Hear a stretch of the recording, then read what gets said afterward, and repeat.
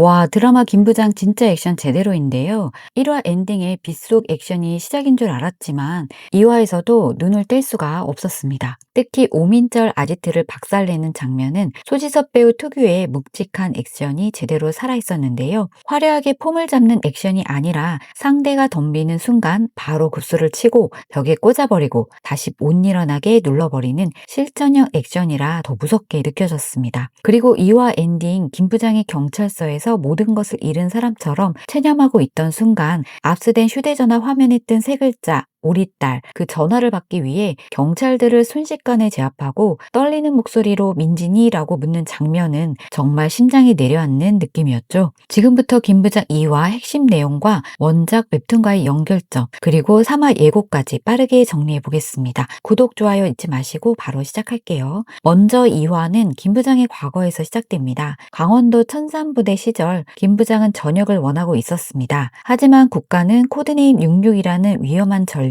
쉽게 놓아줄 생각이 없었죠. 전역을 대가로 김부장에게 내려진 임무는 북한의 강경파 고위 관리를 납치해 제거하라는 극비 작전이었습니다. 김부장은 설산을 오토바이 한 대로 뚫고 홀로 북한에 침투합니다. 그리고 표적을 납치한 뒤 차를 몰고 그대로 다리 밑으로 떨어지는 목숨 건 작전을 감행하죠. 이 장면에서 다시 한번 확인되는 건 김부장은 국가가 숨겨둔 인간 병기 같은 존재였던 겁니다. 하지만 그렇게까지 살아 돌아오려 했던 이유는 단 하나였습니다. 아내와 곧 태어날 아이 때문이었죠. 임무를 마친 뒤 병원에 도착한 김부장은 아이가 무사하다는 소식을 듣지만 아내는 이미 생명을 구할 수 없는 상태였습니다. 죽어가던 아내는 김부장에게 아이의 이름을 민지로 해달라 말하며 민지가 사랑받는 아이가 될 수 있도록 또 사랑을 줄 수 있는 아이가 될 수 있도록 모든 것을 잊고 민지 아빠로 살아달라는 유언을 남기죠. 이 장면을 보고 나니 김부장이 왜 그렇게 맞아도 참고 모욕을 당해도 참고 딸을 위해 무릎까지 꿇었는지 이해가 되더라고요. 그는 아내와의 약속을 지키기 위해 자신의 괴물 같은 과거를 꾹꾹 눌러 담고 살았던 겁니다. 하지만 국가는 또다시 약속을 지키지 않으려 하는데요. 임무만 완수하면 전역시켜 주겠다고 했지만 김 부장을 계속 붙잡아 두려 했죠. 결국 김 부장은 상사의 머리에 총구를 겨누고 부대 전체와 맞설 각오로 전역을 요구합니다. 그렇게 그는 코드네임 66이 아닌 민지 아빠 김 부장으로 살아갈 자유를 얻게 됩니다. 이후 아기 민지를 홀로 키우는 장면들은 정말 짠했는데요. 처음으로 아빠라고 부르는 민지, 유치원에서 배운 노래를 불러주는 딸, 그 모습을 보며 세상을 다 가진 듯 웃는 김 부장, 그는 정말 평범한 아빠로 살고 싶었던 사람이었습니다. 하지만 현재 시점에서 그 평범한 삶은 완전히 무너지고 말죠. 2화에서는 민지가 사라진 진짜 경위가 드러납니다. 주애리를 따르던 깡패들은 김나문의 휴대전화를 빼앗고 김나문인 척 민지에게 메시지를 보내 학교 후문으로 유인합니다. 민지는 그곳에서 주애리 패거리와 마주하고 폭행을 당하게 되죠. 민지가 쉽게 굽히지 않자 주애리는 더 거칠게 민지를 몰아붙이고 결국 벽돌로 민지의 머리를 가격합니다. 민지는 피를 흘리며 쓰러지는데 여기서도 충격적인 건 주변 아이들의 반응이었습니다. 누군가 말려야 하는 상황인데 오히려 휴대전화로 촬영하기 바빴죠. 정말 보는 내내 어처구니가 없고 이게 사람이 할 짓인가 라는 생각이 들더라고요. 민지가 움직이지 않자 그제야 깡패들도 겁을 먹습니다. 하지만 119에 신고하기는커녕 경찰에 잡힐까봐 신고를 막고 오민철에게 연락하죠. 그리고 오민철의 통화 내용을 들은 금밑발이 이 사건에 끼어들게 됩니다. 금밑발이 끼어든 건 속셈이 있어서인데요. 드라마에서는 아직 금밑발의 과거가 전부 공개되지는 않았지만 원작 웹툰을 보면 비슷한 포지션의 인물로 개두식이 나옵니다. 원작에서 개두식은 주광찬에게 잔혹하게 길들여진 인물입니다. 뜨거운 감자와 물을 강제로 물게 하는 고문으로 이빨을 잃고 이후 빠진 이빨을 금밑발로 채우게 되죠. 드라마 속 금밑발이 원작 개두식의 설정을 그대로 가져갈지는 아직 확실하지 않으나 이름부터 금밑발이고 주광찬에게 복종하는 듯 하면서도 속으로는 다른 계산을 하는 모습이 보인다는 점에서 원작의 큰 틀을 어느 정도 가져올 가능성이 높아 보입니다. 금리빨은 겉으로는 주애리 쪽 사건을 수습하는 것처럼 보이지만 실제로는 주광찬의 딸이 사람을 죽였다는 약점을 잡아 나중에 주광찬을 협박할 카드로 쓰려는 것인데요. 물론 현재까지 금리빨은 민지가 죽었다고 생각하는 것으로 보입니다. 하지만 금리빨의 차량 트렁크에 있는 민지가 손가락을 움직이면서 민지가 아직 살아있다는 사실을 알 수 있는데요.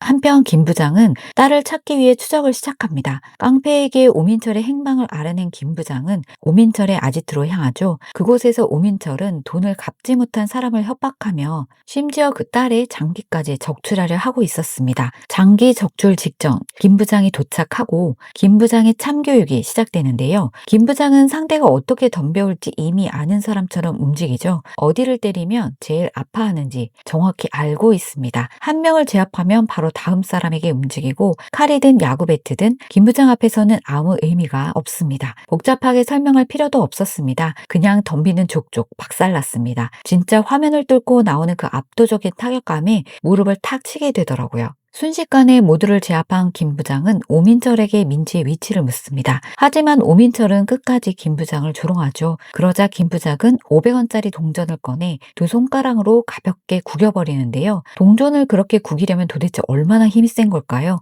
김 부장은 그 손가락 힘으로 오민철을 압박하고 결국 오민철은 고통을 이기지 못해 익명 채팅방의 존재를 털어놓습니다. 하지만 오민철은 끝까지 정신을 못 차리는데요. 자신은 촉법소년이라 법이 상관없다며 김 부장을 고소하겠다며 떠들어대죠. 여기서 김 부장은 그럼 난 무법중년 해야겠다라는 말과 동시에 오민철의 다리에 총을 쏴버립니다. 이 장면은 잔인하지만 동시에 시원한 사이다처럼 느껴지기도 했습니다. 법을 방패처럼 쓰는 가해자들 앞에서 딸을 잃어버린 아버지는 더 이상 물러설 이유가 없었던 거죠. 이게 바로 맑은 하늘에 내리치는 진짜 날것의 참교육 아니겠습니까? 그런데 바로 그 순간 오민철의 휴대전화로 메시지가 옵니다. 그 여자의 시체는 처리했으니 입단속하라는 내용이었습니다. 김 부장은 바로 전화를 걸지만 경찰이라고 오해한 금밑발은 채팅방을 나가버리고 전화기도 버리라고 지시합니다. 결국 민지에게 닿을 수 있는 단서가 모두 끊어지고 마는데요. 민지가 죽었다고 생각한 김 부장이 오민철에게 총을 겨누는 순간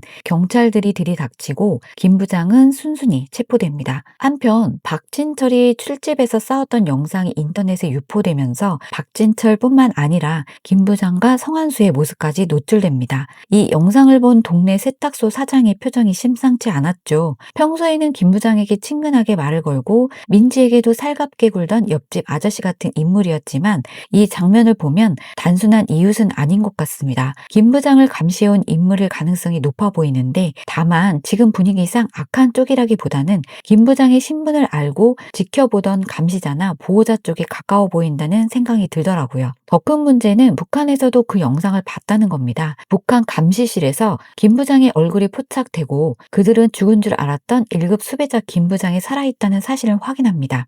리응령은 김 부장을 즉시 제거해야 한다고 판단하지만 다른 쪽에서는 남북 고위급 회담을 앞두고 무리한 공작은 위험하다고 말합니다. 공식 협조 요청을 통해 김 부장을 넘겨받자는 쪽으로 움직이려는 것이죠. 하지만 리응령은 김 부장을 너무 잘 아는데요. 그를 생포하는 건 불가능에 가깝다고 판단하죠. 그래서 리응령은 박영광의 동생 박강성을 남한으로 보내기로 합니다. 박강성은 원작에 없는 인물인데요. 드라마에서는 박강성이 박영광의 동생 으로 나오고 리응령은 그에게 김 부장이 박영광을 배신해 죽였고 66번 번호까지 빼앗아 남조선의 개가 됐다는 거짓말을 합니다. 하지만 원작에서는 이야기가 조금 다른데요. 원작에서 김 부장은 원래 73번이었고 박영광이 66번이었습니다. 박영광은 김 부장이 인간성을 잃지 않도록 붙잡아준 유일한 친구였죠. 첫 작전에서 박영광이 죽었다고 생각한 김 부장은 친구를 잊지 않기 위해 66번을 자신의 코드네임으로 삼습니다. 그리고 원작 후반에는 박영광이 사실 살아있었다는 반전까지 등장합니다. 즉 드라마는 원작 후반부의 중요한 서사를 박강성이라는 새로운 인물을 통해 초반부터 끌어온 것으로 보이는데요. 김 부장의 과거와 북한 쪽 추적을 더 빠르게 연결하라는 각색으로 생각됩니다. 한편 한국에서도 김 부장의 얼굴이 노출된 것에 비상이 걸립니다. 특수임무국 국장 강욱철은 이런 위험한 인물은 북한에 넘길 수 없다고 판단하고 김 부장의 신변을 확보하려 움직이기 시작합니다. 이제 김 부장은 단순히 딸을 찾는 아빠가 아니라 조폭, 재벌가, 한국 정보기관, 북한 공작 조직까지 모두 얽힌 거대한 판의 중심에 서게 된 겁니다. 그 사이 주혜리는 집으로 돌아갔는데요. 김 부장의 진짜 모습을 떠올리며 두려움에 떨지만 아버지 앞에서는 세상 착한 딸처럼 행동하죠. 그리고 주광찬은 딸에게 아주 위험한 말을 합니다. 당하고만 있지 말고 몇 배로 갚아주라고. 상대가 너를 보면 다리가 풀릴 정도로 두려움 두려움을 심어줘야 한다고 말이죠. 이 장면을 보면 주애리가 왜 저렇게 컸는지 알 것 같은데요. 잘못을 바로잡는 게 아니라 더 큰 폭력으로 상대를 누르라고 가르치는 아버지, 진짜 그 부모의 그 자식이라는 말이 가슴에 팍 꽂히는 씁쓸한 장면이었습니다.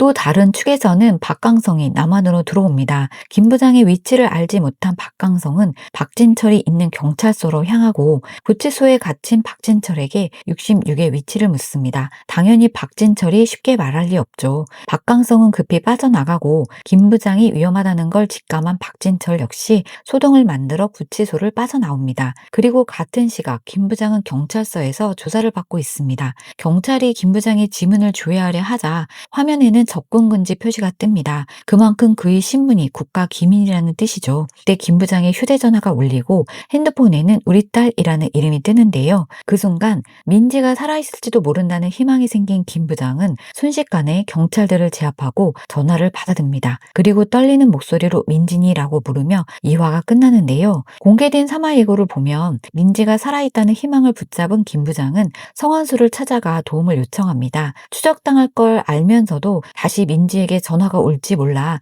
핸드폰을 버리지도 꺼두지도 못하죠. 결국 특수임무국 강국철이 성환수 태권도장까지 찾아오고 박진철 역시 북한에서 김 부장을 죽이기 위해 누군가 내려왔다는 사실을 알리게 됩니다. 김 부장, 성환수, 박진철 이 세 아버지가 다시 모이는 순간 드라마의 액션 체급 자체가 완전히 달라질 것 같은데요. 적들 입장에선 자연재해 세계가 동시에 몰려오는 셈인데 진짜 화면을 통째로 씹어먹는 역대급 화력소가 펼쳐지지 않을까 싶습니다. 예고에서는 특수임무국 요원들과의 충돌도 암시됐죠. 그리고 성환수가 준비한 이동식 작전 통제실 같은 차량도 등장할 것으로 보이는데요. 그 안에서 민지 휴대전화의 위치를 추적하고 본격적인 레이스가 시작될 것으로 예상됩니다. 원작대로라면 위치 추적으로 찾아간 곳이 한 고등학교였기 때문에 드라마에서도 학교를 중심으로 한 추격전과 액션이 벌어질 것 같습니다. 그리고 3화에서는 주광찬이 금이빨을 통해 주애리가 민지를 해친 사실을 알게 되는 것으로 보이죠. 그 사실을 안 주광찬은 딸을 지키기 위해 증거를 하나씩 지우려 할 텐데요. 예고를 보면 민지를 폭행했던 깡패를 제거하는 것으로 보입니다.